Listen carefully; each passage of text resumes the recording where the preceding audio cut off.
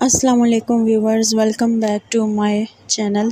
आज मैं आपको जी गैप कैप्सूल्स के बारे में रिव्यू दूंगी कि बेसिकली ये कौन सी मेडिसन है और कौन से पर्पसेस के लिए इस्तेमाल की जाती है।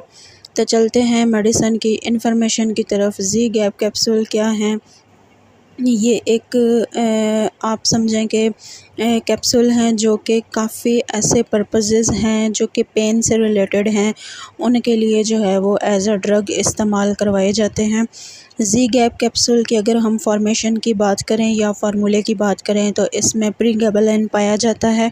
ठीक है, ये मेडिसन जो है वो अवेलेबल है in the form of capsule in 50 mg, 75 mg, 100 mg, 150 mg और 25 mg। इन सब फॉर्म्स में ये अवेलेबल होते हैं कैप्सूल्स। ये है इसका इंट्रोडक्शन, और इसको जो बनाने वाली कंपनी है वो हिल्टन फार्मा की है।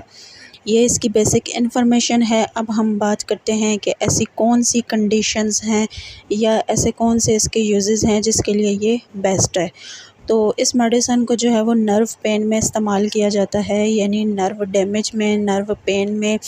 नर्व के डैमेज होने की वजह से जो आपको पेन होता है, ख्वाह वो आपके जिस्म के किसी भी हिस्से में मस्कुलर पेन है या आप की कोई भी चोट लगने की वजह से आपको पेन है, आपका जिस्म कहीं से भी डैमेज है, थकावट की वजह से अगर डैमेज है, आपको दर्द है, तो आप इस कंडीशन में इस मेडिसन का यूज़ कर सकते हैं। उसके अलावा इसको डायबिटिक न्यूरोपैथी में इस्तेमाल किया जाता है, यानी कि शुगर की वजह से होने वाले जो आपको दर्द हैं हड्डियों में, जोड़ों में, आपके अंदरूनी अज़ा में अगर पेन है, आपको मैदे में दर्द है या शुगर की वजह से आपकी ब्लड वेन है, आपके सर में दर्द है, आप कमज़ोरी महसूस कर रहे हैं, थ्रू डायबिटिक जितनी भी आपकी कंडीशन सवेयर हैं, आपको पेन महसूस होता है हड्डियों में, पाँव में, बाजुओं में, टांगों में, तो आप इस मेडिसन का यूज़ कर सकते हैं।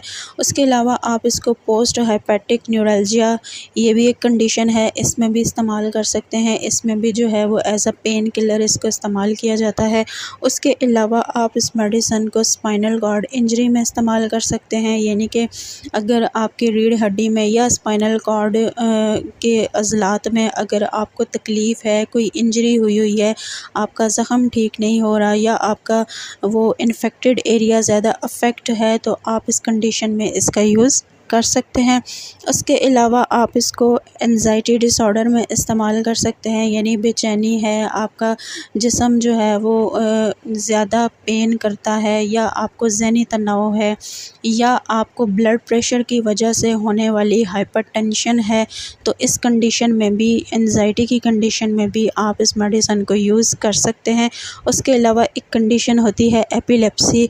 इसमें भी ये होता है कि एपिलेप्सी के दौरान आपको जो है वो काफ़ी मुश्किलात भी समझ लें कि बीमारी का आपको सामना करना पड़ता है। एपिलेप्सी बेसिकली मिर्गी को बोला जाता है, जिस कंडीशन में जो है वो आपका जिस्म तकरीबन दर्द में मुब्तला होता है और आप में कपकपी वाली सूरत हाल पाई जाती है। काफ़ी मरीज़ों में ये सूरत हाल देखी गई है, तो इस कंडीशन में भी इस मेडिसन का यूज़ करवाया जाता है।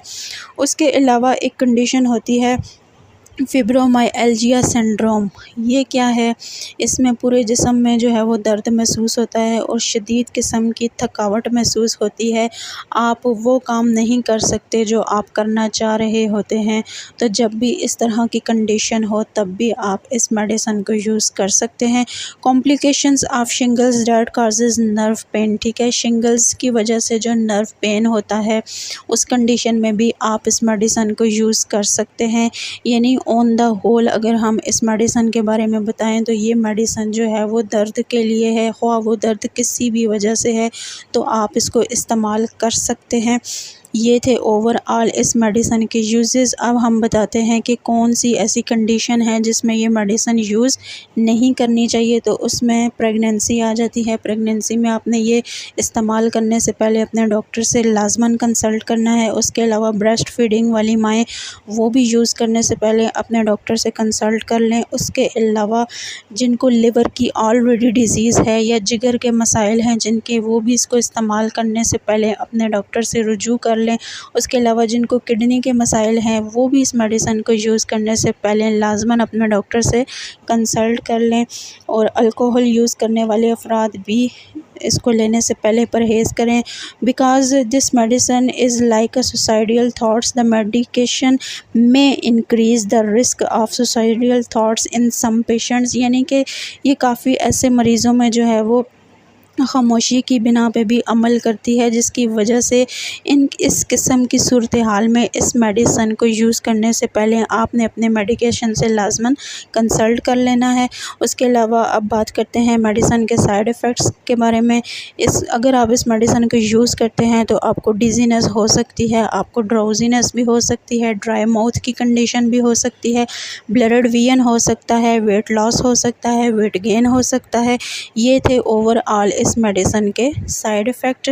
अगर आपको हमारी वीडियो पसंद आई हो तो हमारे चैनल को सब्सक्राइब करें, बेल के आइकन पर क्लिक करें ताकि हर नई आने वाली वीडियो का नोटिफिकेशन आपको मिलता रहे।